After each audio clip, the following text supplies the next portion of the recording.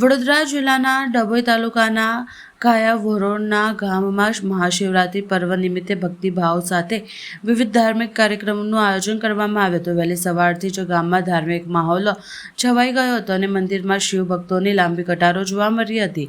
મોટી સંખ્યામાં ભાવિ ભક્તો ભગવાન શિવના દર્શન માટે ઉમટી પડ્યા હતા।